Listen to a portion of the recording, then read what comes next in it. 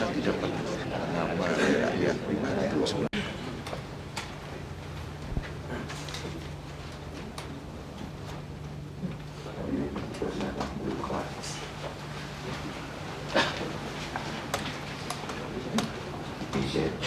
Bapak-bapak dan ibu-ibu hadirin sekalian yang dihormati.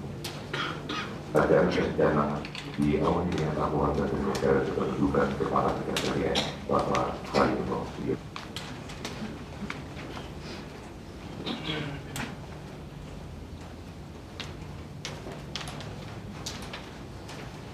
Assalamualaikum hadirin yang berbahagia. Dengan diri Bank BNI, PT Pos Indonesia, dan seluruh pelaksana tabungan yang ditujukan kepada seluruh keluarga di Indonesia tersebut telah dan akan terus kami lakukan dengan berbagai pihak serta yang ada melalui penjelasan dan penyuluhan yang intensif. Para pemerintah tingkat pusat, beberapa pejabat daerah, para pengusaha nasional, para keluarga di seluruh Indonesia dapat mulai menabung secara teratur dengan mudah. Sebagai awal dari rangkaian kemitraan tersebut, dengan perkenan Bapak Presiden, kami ingin melaporkan bahwa para pengusaha nasional yang baru-baru ini mengikuti penataran P4 bersama kami pada hari ini. Dengan kesepakatan tersebut, maka mereka akan merupakan kelompok pertama yang ikut memberi makna strategis upaya ini dalam suasana peringatan Hari Kesaktian Pancasila 1 Oktober 1999 kekuatan untuk mengentaskan saudara-saudara kita yang tertinggal dan sedang membangun di desa-desa di seluruh Indonesia. Juga merupakan suatu rangkaian kemitraan yang antara lain akan mendorong secara aktif keluarga-keluarga prasejahtera dan keluarga sejahtera satu tersebut.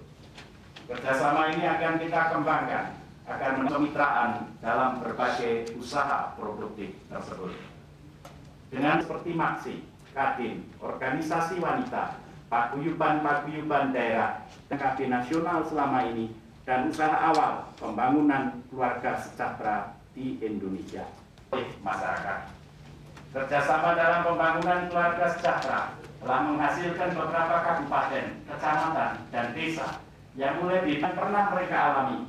Kami telah meminta Bapak Bupati Magetan misalnya untuk mempertahankan sebuah rumah yang sangat buruk seperti apa adanya sebagai museum hidup agar anak cucu kita ikut bersyukur mengentaskan kemiskinan. Paguyuban seperti Kebuminan, Martabe. Dengan pimpinan Maksi kami sedang melakukan koordinasi agar penduduk dan keluarga perkotaan bisa dengan putusan Bapak Presiden untuk berlibur pada hari Sabtu. Kami akan mengajak keluarga kota untuk kami mohon petunjuk Bapak Presiden kiranya usaha menabung ini bisa menjadi pemacu dan pemicu semangat kesejahteraan sosial, daya yang handal, dan memberi kesempatan yang luas bahwa sumber daya itu dapat dikembangkan menjadi kekuatan pembangunan yang dapat memberi dorongan dan bantuan sejahtera yang berjiwa Pancasila. Demikianlah laporan kami. Dengan diiringi terima kasih yang sebesar-besarnya untuk hidup hemat dan memandang ke masyarakat.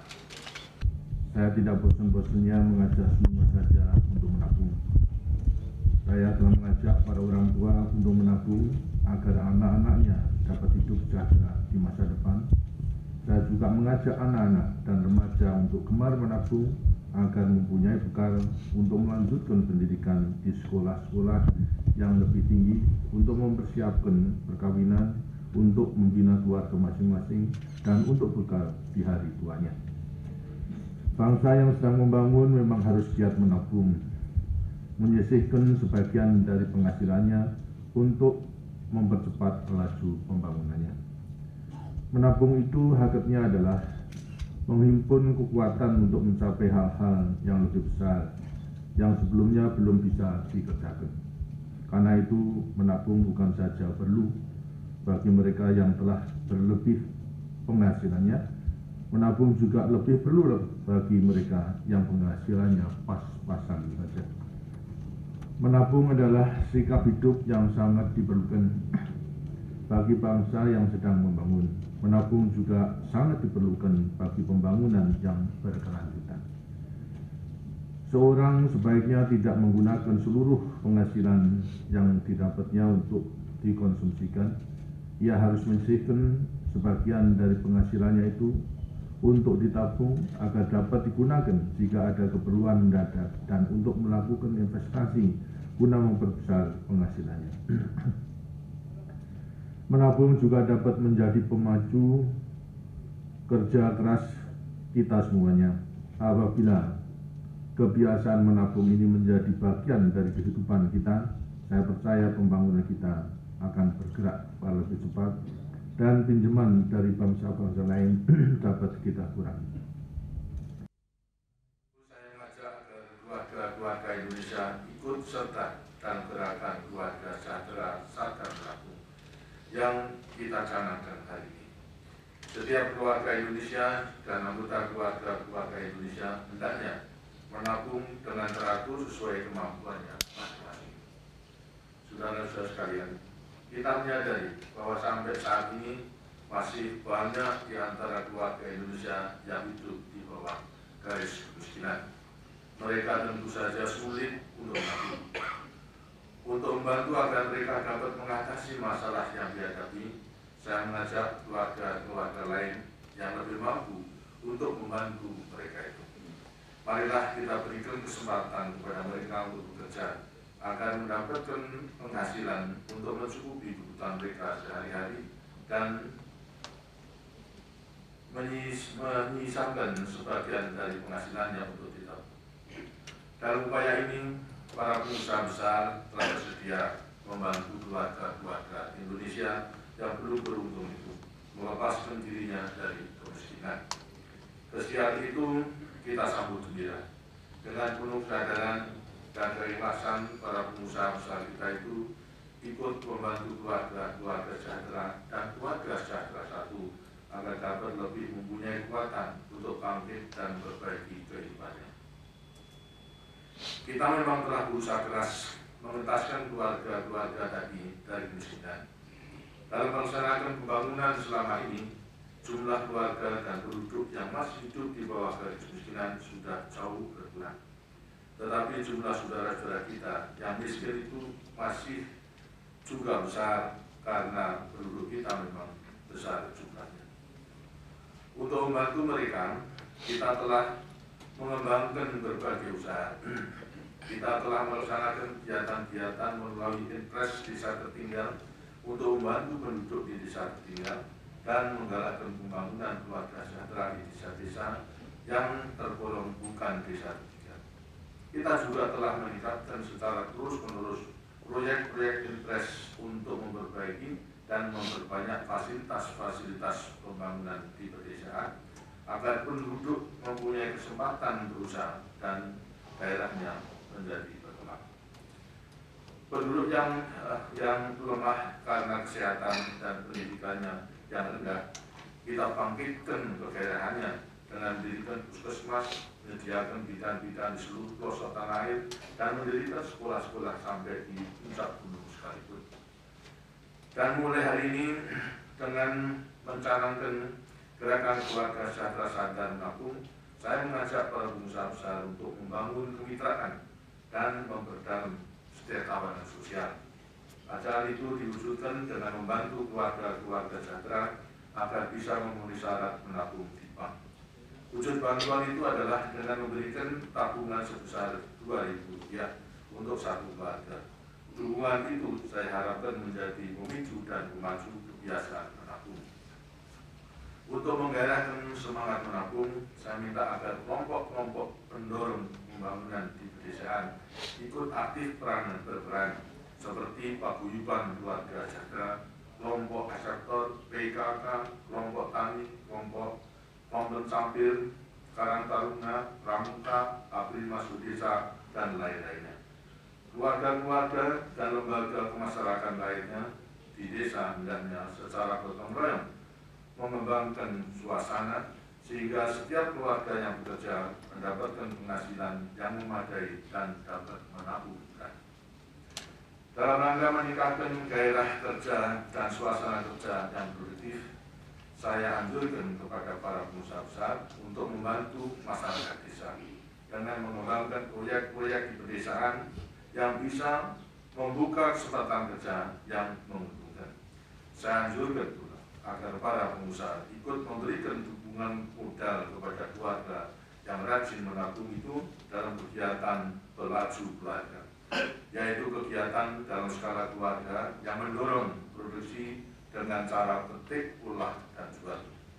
Dalam kegiatan semacam ini, para pengusaha besar dapat mengembangkan kebun bibit atau menyediakan bibit-bibit ternak di desa yang dapat dipinjamkan kepada modal sebagai modal usaha oleh keluarga-keluarga yang rajin menabung tadi.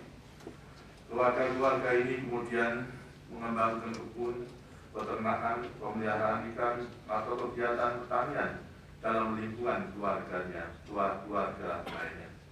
Sesudah kegiatan itu berhasil, maka dipinjamkannya, maka pinjamannya dikembalikan kepada para pengusaha yang bersangkutan. Pinjaman yang telah dikembalikan tadi kemudian bisa digulirkan kepada keluarga lain yang membutuhkan. Dengan cara demikian, kita dapat mengembangkan kemitraan yang akrab dan saling menguntungkan antara para keluarga, masyarakat, dan para pengusaha. Jika hal ini berlangsung dengan baik, maka kita dapat mengurangi kesenjangan dan kecemburuan sosial. Dalam bidang industri rumah tangga, industri kerajinan atau usaha rumah tangga lainnya dapat kita kembangkan pemaju keluarga yang meliputi rangkaian daripada proses kemas dan jual oleh keluarga dan anggotanya di desa. Para pengusaha besar dapat menyediakan bahan-bahan baku dan desain yang diperlukan disertai dengan pendidikan dan pelatihan kewirausahaan yang memadai. Bahan-bahan baku itu diproses, dikemas, dan kemudian dijual atau dikembalikan kepada pengusaha sebagai bagian dari cara pengembalian pinjaman. Dengan cara demikian, maka berkembang pula kemitraan dan peningkatan mutu produk-produk kita di tingkat pedesaan. Sebabnya lah, karena keluarga peminjam harus mengikuti pelatihan, menghasilkan produk dengan mutu tinggi serta mempererat kemitraan antara usaha rumah tangga dan usaha besar. Berbagai cara lain tentunya dapat dikembangkan. Karena itu saya minta agar kita semua memberikan perhatian yang sebesar-besarnya dan berusaha sekuat tenaga membantu upaya luhur ini dengan sebaik-baiknya. Lembaga-lembaga pemerintahan, organisasi-organisasi swasta, dan organisasi-organisasi kemasyarakatan lainnya saya ajak untuk ikut serta mengembangkan kemitraan ini. Keberhasilan kita meningkatkan kesejahteraan keluarga dan penduduk yang tertinggal sungguh merupakan sumbangan yang besar bagi pembangunan sebagai pengamalan Pancasila dan akan memperkuat daya tahan bangsa kita dalam menghadapi pasar bebas dan tantangan-tantangan lain di masa yang akan datang itu. Langkah-langkah kita ini memang merupakan langkah-langkah kecil, tetapi ini adalah awal dari pekerjaan besar yang harus kita lakukan dengan sungguh-sungguh agar membawa hasil yang mengagumkan. Usaha-usaha merintis dengan mengajak keluarga perusahaan mengembangkan usaha produktif telah kita kembangkan dengan hasil yang menarik. Tidak kurang dari 100.000 kelompok di pedesaan telah berkembang menjadi usaha peningkatan pendapatan keluarga sejahtera dengan nilai usaha antara 70 sampai 100 miliar dalam waktu yang relatif singkat. Berbagai kabupaten seperti Kabupaten Magetan, Purworejo, Wonosobo, misalnya secara gotong royong telah berhasil meningkatkan keluarga prasejahtera dan di desa-desanya menjadi keluarga yang lebih sejahtera. Marilah kita lanjutkan semua langkah kita untuk mengentaskan kemiskinan ini. Marilah kita bekerja bahu-membahu untuk mewujudkan kemakmuran rakyat yang sebesar-besarnya. Akhirnya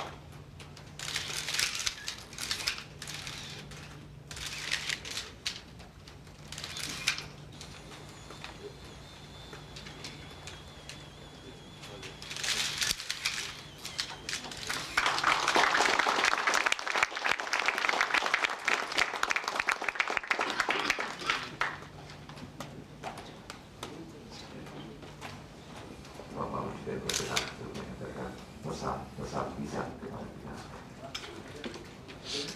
gairah kerja menghasilkan prestasi, memperkokoh percaya diri, mampu tetap mandiri, mudah meraih sejahtera sejati. Ini ya.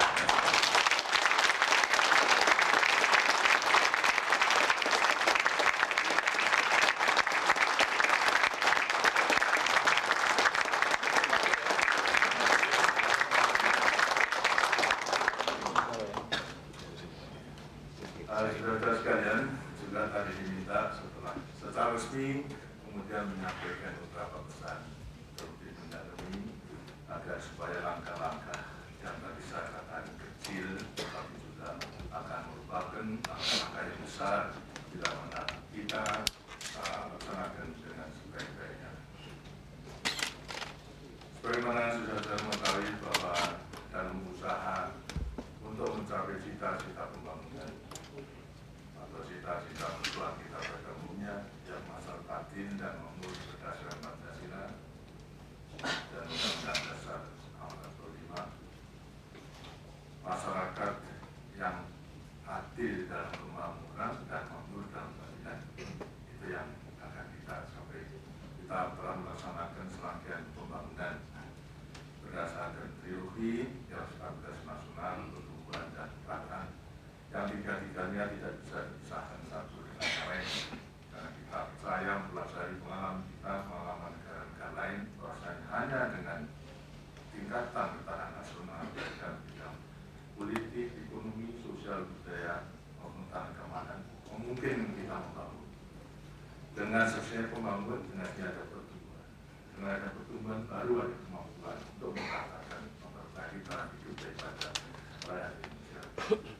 Semua didukung rangkaian melewati wakil-wakilnya dan majelis permusyawaratan rakyat, karena yang kebetulan di negara Republik Indonesia memakai tapi dilaksanakan oleh wakil-wakilnya yang tersusun dalam lembaga tertinggi negara sebagai penjelma kepada rakyat, yang majelis permusyawaratan rakyat melaksanakan sebetulnya kebetulan rakyat, kemudian baru mempercayakan kepada Presiden sebagai mandataris untuk melaksanakan.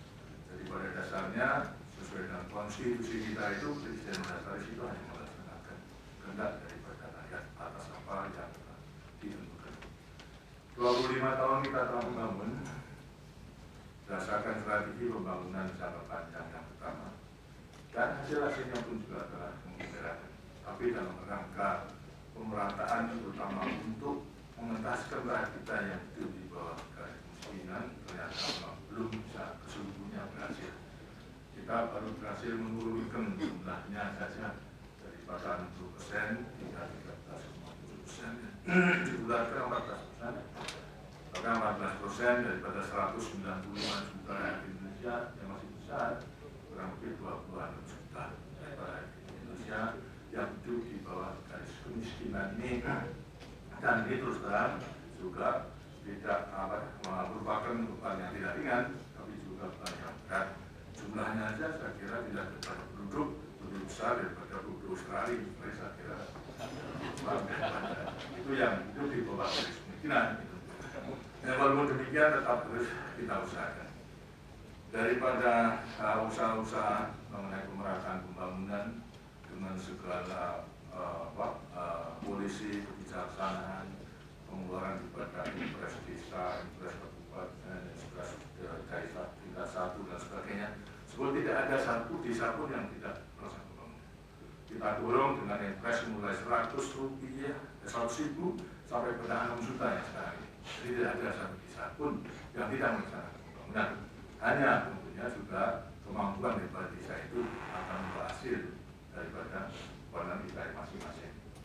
Ternyata setelah 25 tahun, potensi daripada desa-desa tersebut kelainan ada yang berhasil, tapi juga ada yang kurang berhasil. Di antara yang kurang berhasil, kita sebutkan daerah tertinggal. Karena itu harus ditambah lagi di sampingnya impres yang rutin pada tiap tahun sekarang sudah 6 juta tiap desa, ditambah kemampuan secara gotong royong pada desa mereka membangun dan bisa menghasilkan proyek yang berlipat ganda sesuai dengan kemampuan daripada desa tersebut. Tapi ada desa yang potensinya memang sudah tidak mungkin untuk dapat gotong royong, karena itulah mereka tetap menjadi desa tertinggal. Ini kita adakan kebijaksanaan pada pemerintah untuk dapat segera mengejar ketinggalan daripada desa-desa yang tidak tertinggal tersebut, hasil desa-desa yang sudah melaksanakan pembangunan. Dan ini jumlahnya masih banyak, kurang lebih 20.633 yang berlaporan daripada Pepernas yang terakhir ini.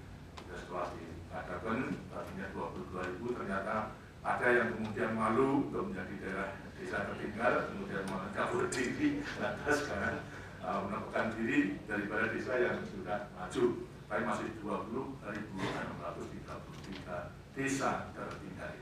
Inilah yang kemudian timbul daripada kebijaksanaan pemerintah untuk mengadakan langkah-langkah khusus dengan memberikan subsidi atau modal yang nanti sifatnya revolving tiap-tiap tahun di 20 juta tiap-tiap desa, 3 tahun akan terus menerus itu, dan modal tersebut karena tidak akan ditarik, akan terus berada di desa untuk dapat pengembangan daripada desa. Setelah dicatat diadakan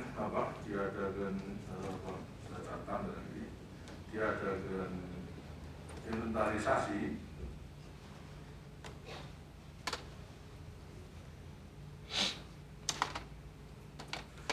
desa yang merupakan desa yang penting dalam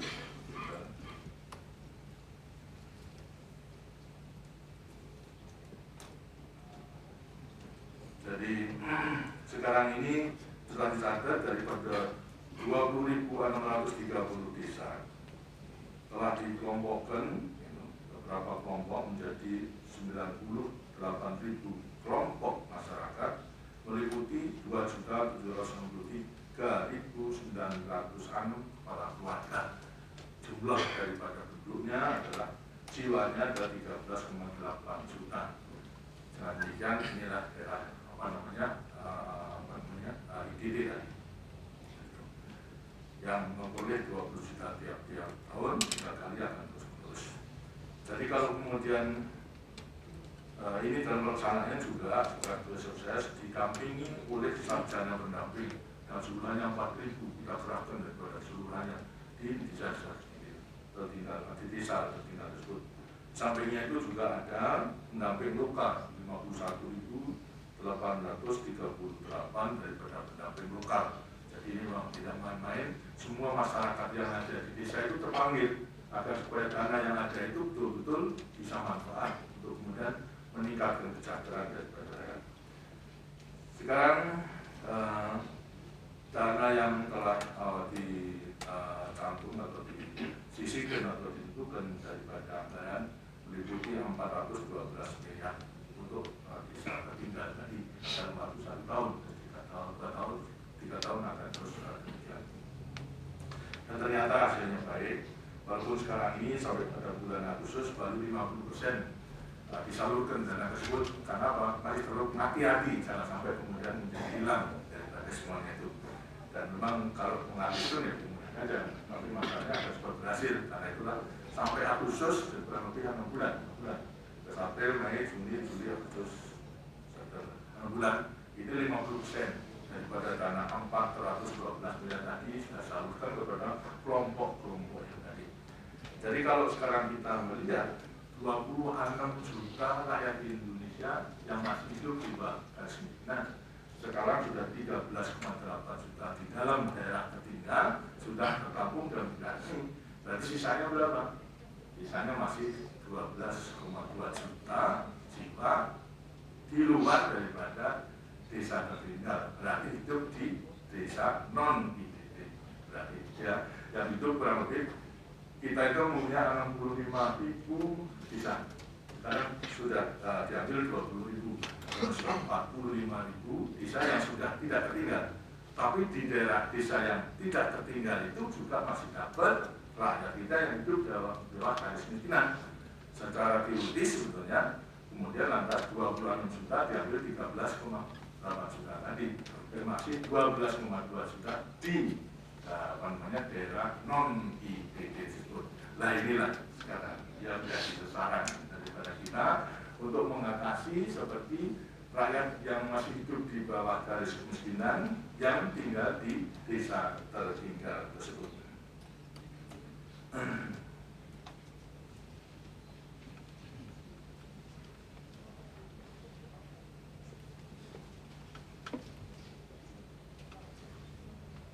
KPN telah mencatat kalau 12,2 juta seperti tadi mungkin daripada satu keluarga itu terdiri pada 45 jiwa, jadi 12,2 juta kalau dibagi 5 misalnya masih 2.940, tapi ternyata setelah terdaftar adalah kurang lebih ada 2.716.423 kepala keluarga, terbulatkan untuk perhitungan menjadi 2.750.000 kepala keluarga di daerah non-IDT tadi.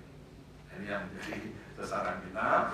Kalau di desa IDT sudah jelas 20 juta tiap tahun, tapi di daerah non-IDT yang jumlahnya hampir sama daripada keluarganya, kurang lebih 2.750 kepala keluarga yang masih hidup di bawah garis kemiskinan. Ini harus kita tingkatkan. Perlu diketahui bahwasannya dalam usaha pendidikan sejahtera, kriteria yang kita tentukan untuk sejahtera ketika atau belum sejahtera. Dalam arti sejahtera tentunya juga minimal kebutuhan daripada mereka, kebutuhan pangan sama non pangan. Ini harus dicukupi. Kemudian daripada non pangan ini tentunya harus sudah termasuk baik perumahan, sandang, kesehatan, termasuk daripada rekreasi dan sebagainya. Sedangkan pangan adalah kebutuhan daripada sehari-hari. Terus kebutuhan pangan sama pangan. Yang kita masukkan kategori kalau dinilai daripada rupiah itu untuk di daerah kota itu kurang lebih ya nilainya 27.900 satu orang satu bulan. Jadi kalau keluarga itu daripada 5 orang, tinggal kali 5 aja. Kalau 5 kali misalnya 27 kali 27.900 kali 5, kemudian angka sudah dipenuhi, berarti mereka itu sudah lepas daripada masyarakat atau rakyat yang hidup di bawah garis kemiskinan. Kalau kurang daripada itu, masih tidak silakan. Itu yang di kota. Sedangkan desa adalah hitungannya 18.250 per bulan per orang. Jadi kalau punya 5 ukuran daripada kalau kita menentukan prasejahtera, sejahtera 1, sejahtera 2, sejahtera 3, dan sejahtera 3 plus. Sekarang yang kita atasi sekarang yang prasejahtera dulu. untuk dinaikkan menjadi sejahtera 1, berarti pangan sama salah satu sudah dibentuk. Kemudian sejahtera 2, dua-duanya.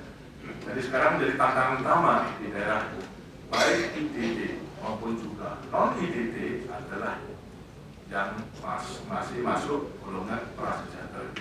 Berarti pangan sama sandang pangan, artinya pangan sama non pangannya belum dipenuhi. Untuk ditingkatkan menjadi salah satu dipenuhi. Kalau sudah itu langkah kemudian keseluruhannya daripada prasejahtera sama sejahtera 1 itu kemudian ditingkatkan. Nah, sekarang kalau biaya untuk daerah desa tertinggal sudah jelas.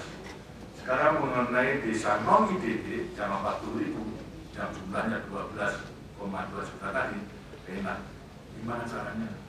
Untuk inilah kita lakukan agar supaya kesejahteraan sosial, kepedulian daripada yang mampu untuk dapat membantu kepada mereka itu. Maksudnya agar supaya mereka juga lambat tahun kita akan bisa mandiri, mencapai kesejahteraan, tidak hanya bantuan itu saja, tapi bisa mandiri akhirnya agar tidak terlepas daripada bantuan daripada orang lain. Kita memperkirakan dengan cara-cara supaya juga tadi mengatakan tidak hanya selalu menerima bantuan saja, tapi membangkitkan daripada kemampuan mereka untuk berdiri sendiri, maka diusahakan mau tidak mau harus ada uluran sebagai bantuan maupun pinjaman, tapi yang sifatnya mendidik, tidak hanya kita memberikan terus saja, karena memberikan begitu saja, akhirnya mereka akan menjadi malas dan tidak mau bekerja karena tidak perlu dibantu. Dan kemudian setelah 2000 itu mereka harus 2000 ya tidak cukup, tapi harus ada kemampuan kekuatan untuk membantu supaya mereka itu bisa bekerja dengan pinjaman, jangan berian pinjaman. Daripada usaha-usaha yang kecil-kecilan, sebetulnya kalau di desa mereka itu tidak akan membutuhkan terlalu banyak. Di desa itu tidak memerlukan ratusan ribu, puluhan ribu saja sudah akan bisa hidup daripada mereka itu. Karena itulah kita usahakan kemungkinan dengan 2000 itu kemudian atas menabung sebagai modal yang seharusnya mereka menabung, tapi tidak mungkin kalau tidak penghasilan. Nah, masyarakat sekitarnya untuk membantu, apakah itu daripada RT maupun RW, masyarakat sekitarnya bisa membantu 150 sampai akhirnya menjadi. Tapi kalau itu kemudian nanti sekarang sampai jumlah tertentu baru bisa meminjam, yang sebetulnya yang dimaksud ini bukan tabungan, tapi dia itu dibantu supaya bisa bekerja dan penghasilannya. Nah, itu saya sarankan agar supaya dengan 2000 sebagai tabungan itu, untuk kemudian ditambah tabungan sendiri, ditambah dengan tabungan dan lainnya, sudah bisa bekerja. Dan itu saya pikir bahwasanya supaya mereka dengan 2000 tabungan sebagai juga tanda bahasa mereka itu memang masih termasuk prasejahtera. Dan sudah dibimbing oleh masyarakat sekitarnya, oleh RT, RW maupun juga usaha lainnya sebagai tanda bahwasanya mereka itu memang bekerja. Ini sebagai sebagai modal, sebagai kekuatan, sebagai tanda anggota masuk prasejahtera, kemudian bisa pinjam kepada bank 10 kali lipat. 2000 pinjam 10 kali dari 2000 sebetulnya tidak banyak. Tapi bagi mereka sudah banyak. Itu untuk melakukan usaha canggah pula daripada di desanya masing-masing. Dengan 2001 keluarga tadi dengan jumlahnya ada 2.750.000, berarti minimal untuk memberikan modal tabungan saja diperlukan sudah 55 miliar. Nah, kita tidak lihat berusaha dari mana 55 miliar sudah segera 5 miliar 500, 5,5 miliar, 5,5 miliar, 20.000 kali 2 juta tadi. Kemudian ini sebagai tabungan, tapi untuk meminjamkan 10 kalinya berarti harus sedia 5,5 miliar kali 10, berarti 55 miliar. Nah, itu pinjaman bergulir bisa kemudian tabungan 2.000 bisa menjadi 20.000 sebagai modal. Ini hendaknya itu harus dikembalikan. Dikembalikan dengan cara menyicil. Gitu. Saya mengusulkan agar supaya mereka menyicilnya 4 kali menyicil, berarti 5.000. Tapi setiap pinjaman untuk membesar daripada tabungan harus dipotong untuk menabung 10%. Berarti kalau pinjaman 20.000 dipotong tabungan 10% berarti 2.000. Tabungannya akan jadi 2.000 tambah 2.000 menjadi 4.000. Begitu terus setiap pinjaman 10% tabung, 10% tabung. Akhirnya mereka nanti cukup daripada tabungannya itu sendiri, tidak perlu daripada bantuan. Jadi dengan demikian kalau menurut perhitungan saya daripada penampungan ini,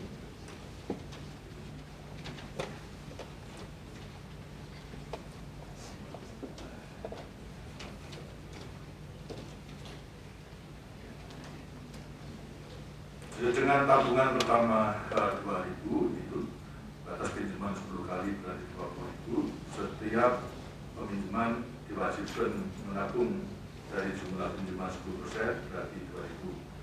Pinjaman dikembalikan 4 kali cicilan, dari 4 kali cicilan 20.000 dibagi 4 5.000. Kemudian lantas sah pinjam lagi, potong lagi daripada pinjaman 20.000. Tapi kalau sebetulnya sudah tambah 2.000 sama 2.000, tabungannya sudah 4.000. Pinjaman mereka sebetulnya 4.000 kali 10, tambah dulu 1.000. Nanti potong lagi. 4.000, kemudian sekarang lantas sudah 4.000 jadi 8.000. Pinjamannya bisa kali 10, dari 80.000. 80.000 kemudian lantas sekarang pinjaman dari tabungan 8.000, kemudian lantas sekarang kali 10 berarti akan 80. Begitu pula menjadi kalau kali 16.000, pinjaman kali 10 160.000. Begitu seterusnya sampai barangkali pinjaman kelima dia tidak nanti punya tabungan bisa berdiri sendiri.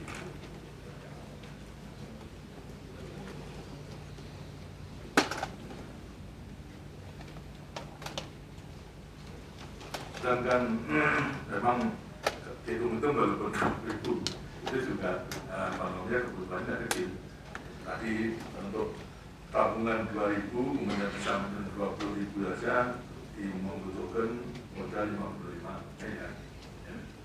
Kemudian 40.000 tabungan 4.000 pinjaman 40.000 atas kemudian lantas menjadi 110 miliar itu lantas tabungan 8.000, pinjaman 80.000 sudah menjadi 220 miliar. Kemudian atas daripada fase tabungan 16.000 bisa pinjam 160.000 masih sudah dibutuhkan 440 miliar. Kemudian fase tabungan 32.000 bisa pinjam 10 kali 320.000 sudah membutuhkan 480 miliar. Nah ini tentunya jumlah yang tidak sedikit yang harus disiapkan karena bagaimanapun juga bunganya tidak akan terlalu berat. Bunganya saya kira lebih baik ya 5% lah. Nah, ini sekarang sumber daripada pinjaman itu dari mana gitu kan. Nah, kemudian atas saya sangat menghargai tekad yang telah dikeluarkan dan ditutup seluruhnya. Selamat lawan kalau itu bisa kita bicarakan, misalnya para pengusaha yang memiliki keuntungan 100 juta, baik daripada perusahaan maupun pendapatan pribadi akan menyisihkan 2% setelah pajak. Jangan belum pajak. Kalau sebelumnya pajak berarti uang pajak gitu ya. Jadi apa namanya? Setelah pajak selesai ada keuntungan bersih 2%. Dan ini juga jumlahnya tidak kecil, tapi bisa dilaksanakan tentu sudah akan baik. Ini tentunya daripada swasta dan daripada BUMN sendiri itu telah ditentukan 1-5% untuk membantu pengusaha kecil dan menengah. Kalau ini adalah baru dalam rangka meningkatkan memerangi kemiskinan. Tapi pada dasarnya nanti kalau mereka sudah terentas karena usahanya, kok menjadi pengusaha kecil semuanya. Berarti juga mengkreat daripada pengusaha kecil yang akan lebih mandiri.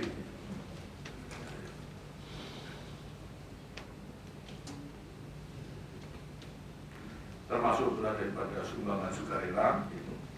Dan merupakan ini tentunya juga apakah di daerah ITT sudah diatasi dengan program pemerintah 20 juta dia sampai 3 tahun itu dari anggaran. Apakah di daerah non ITT pemerintah juga tidak berikan? Nah itu juga pemerintah juga harus konsekuen. Jadi nanti ada dana pendamping daripada pemerintah di sampingnya yang dikumpulkan oleh para swasta, sehingga sebetulnya miliaran tadi tidak menjadi masalah untuk kalau dikumpulkan. Karena pada dasarnya dana itu nanti tidak akan hilang, kan harus kembali karena akan merupakan dana yang besar dalam memerangi kemiskinan dan lain sebagainya. Dan ini karena akan merupakan satu pengelolaan dana yang besar, saya kira ada baiknya kalau dibentuk satu badan sendiri, itu lembaga entah yayasan atau mana daripada yayasan kemitraan umpamanya, itu khusus untuk dapat mengarahkan agar supaya dana yang diberikan para pengusaha swasta itu betul-betul terarah dan bisa kalau semuanya nanti harus pinjaman siap bank saja. Kalau nanti satu bank tidak cukup karena jumlahnya jutaan, itu nanti bisa beberapa bank bisa diikutsertakan supaya betul-betul nanti bisa lebih lancar. Sampainya itu memang juga agak kasihan kalau nanti dalam fase tabungan 2.000 dapat pinjaman 10 kali 20.000, harus mengambil yang jauh ongkosnya aja 10.000. Ini salah gimana agar supaya betul-betul 20.000 itu tetap digunakan sebagai modal, jangan kemudian nanti digunakan ceceran gaji jalan, tidak ada artinya. Karena itu daripada pos-pos itu kita masih mengikat dengan itu, dengan surat tabungan tadi itu daripada bank kemudian atas dinilai oleh masyarakat di desa akan kepada kantor pos, saya mau pinjam, tapi daripada kantor pos menjadi kepanjangan tangan daripada tahu untuk dapat demi, sehingga mereka tidak perlu mengeluarkan biaya untuk mengambil 20.000 ke kota kabupaten dan uangnya akan habis. Jadi inilah hal lain barangkali yang perlu diperhatikan dalam rangka mengentaskan kemiskinan. Bahwa ini terlihatnya harus timbul daripada kesadaran kepada semuanya. Jadi berdasarkan pegangan kita dalam rangka membangun saling mematikan, itu artinya persaingan yang saling mematikan. Yang besar tentu juga membantu yang lemah. Dalam rangka APK saja bisa kita yakin yang harus Anda pegang, yang besar harus membantu yang kecil. Sehingga pada waktu itu yang besar akan enggak. Yang besar akan membantu yang kecil.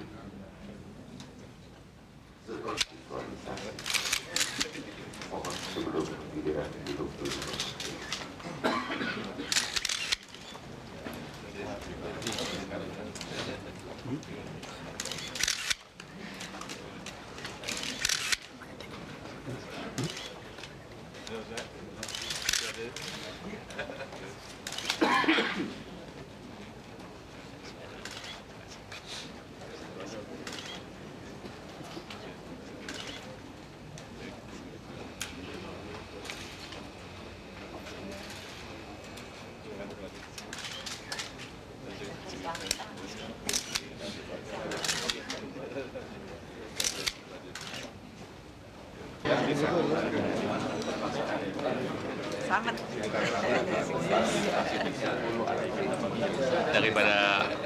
daripada Menteri Haryono sekarang kita sedang siapkan.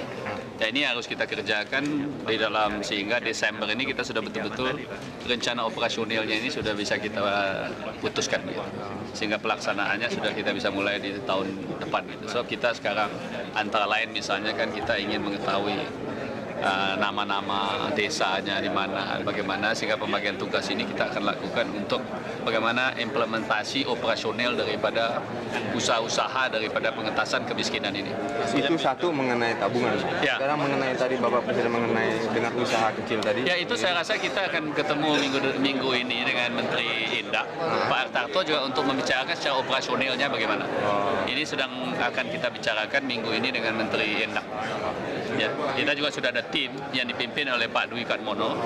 Tim ini, ya, di mana semua anggota-anggota ada sebagian terlibat sesuai dengan bidang masing-masing nanti dalam rangka kemitraan ini. Total yang di Bali itu berapa? 9 pengusaha atau berapa? 90-an, 90 pengusaha. Berapa dan disiapkan untuk kita kembali ke yang pertama tadi, pengentasan orang-orang miskin di luar IDT tadi, luar desa tertinggal, dengan nabung 2.000 rupiah, berapa dan disiapkan? Kita ini kalau sekarang kita kan masih bicara mengenai angka-angka yang pasti. Ya. So, ini kan suatu gerakan nasional dan angka-angkanya kita akan dapat dari Menteri Kependudukan.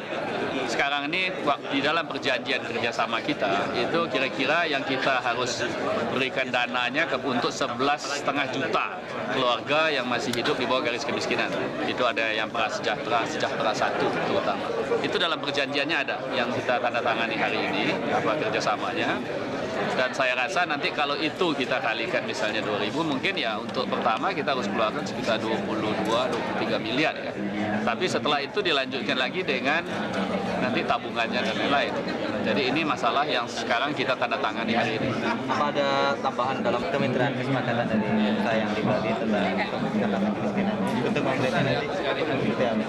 Untuk apanya? Bentuk konkretnya dari kesepakatan. Konkretnya kita akan melaksanakan program dari BKKBN dalam hal ini Pak Yono Siono. Beliau nanti dalam 2 bulan ini akan memberikan data-data yang lebih konkret mengenai keluarga prasejahtera maupun sejahtera 1. Berapa persisnya jumlahnya, ini yang khususnya untuk yang di daerah non-IPT seperti tadi Bapak Presiden katakan. Tapi mulai dari pihak swasta siap membantu.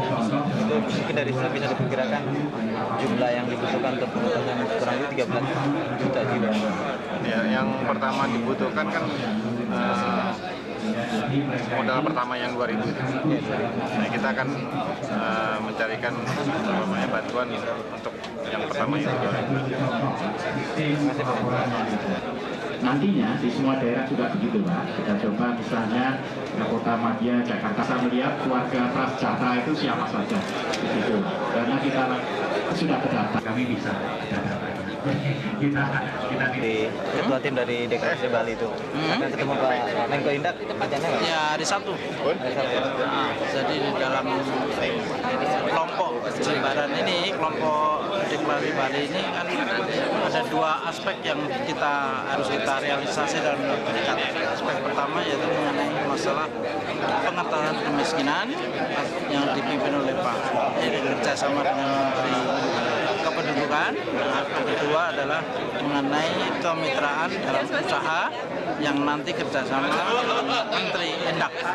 Nah, Menteri Indak nanti akan memberikan pengarahannya pada hari Sabtu tanggal 7 di tempat kita. Nah, nanti kalau 2 pengarahan ini sudah komplit ya, kita tinggal landas nanti. Jadi menunggu dari Menko Indak?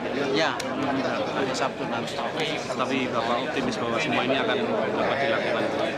Terus bisa, swasta selalu siap untuk membantu dengan kritikan apapun kita tetap akan maju karena ini adalah kemauan baik dan didukung oleh pemerintah.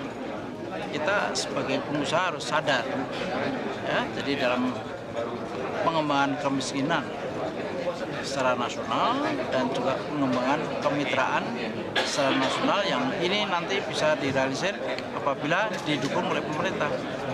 Ya, tadi sudah dijelaskan bahwa Presiden, bahwa pemerintah akan support dan bahkan ada pendampingnya.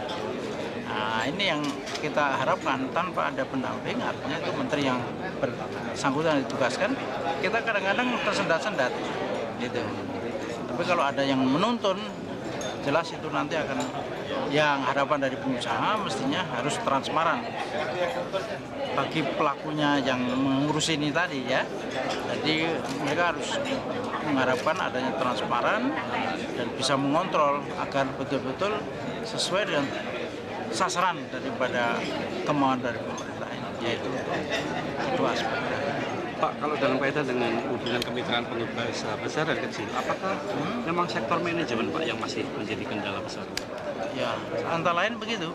Jadi dalam pengumpulan dana mudah ya, misalnya dari pengusaha karena sudah ada himbauan dari pemerintah, namun di dalam mengeterapkan dana ini harus betul-betul jangan sampai mengecewakan bagi para penyumbang.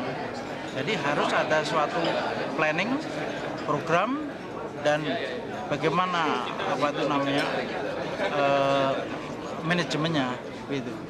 Kalau tanpa ada manajemen yang baik, tentu saja ya mubazir nanti apa yang pernah kita usahakan tidak jelas. Inilah pengusaha mengharapkan adanya transparan bagi manajemen pengelolaan dana tersebut.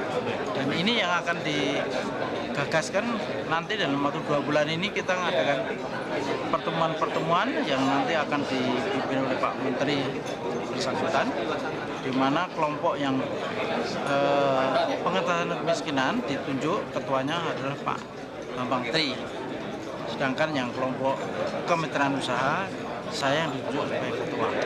Nah ini sudah jelas dari 2 pimpinan ini nanti yang akan menggerakkan semua ini untuk tujuan bersama.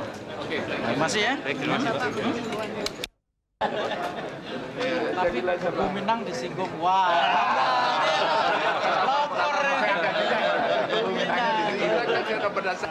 Kebiar Jogja kan panjenengan luar biasa. 2,5 miliar. Tapi Jogja yang prasejahtera banyak sekali ternyata. Kelihatan Jawa Tengah Pak ya? Jawa Tengah. Sangat problem karena dia sementara nggak kebagian Kalimantan, karena diambil Jakarta sama Surabaya, Selatan, Laut India. Untuk membuat kertas.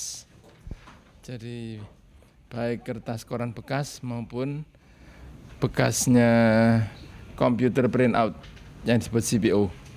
Itu di pasaran internasional itu turun. Oleh karena itu maka mempengaruhi biaya produksi daripada pabrik-pabrik kertas di dalam negeri. Jadi kalau 3 bulan yang lalu ada kenaikan harga, maka terpaksa juga biaya produksi naik, maka harga jualnya juga naik. Nah sekarang karena bahan bakunya turun, biaya produksinya turun, ya harga jualnya kita turunkan.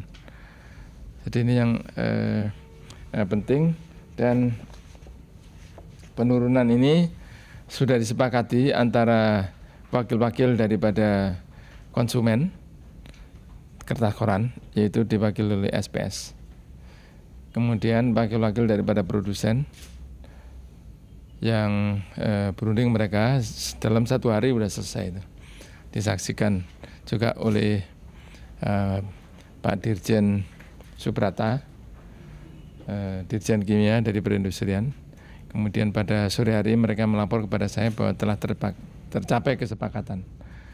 Jadi ini adalah cepat sekali saudara-saudara prosesnya itu, karena pertama mereka sudah menganggap ini adalah peristiwa rutin, naik turun begitu rutin. Kemudian mereka juga sudah mempunyai rumusan formula ya, sehingga tinggal masukkan saja. Nah sehingga akhirnya pada sore hari mereka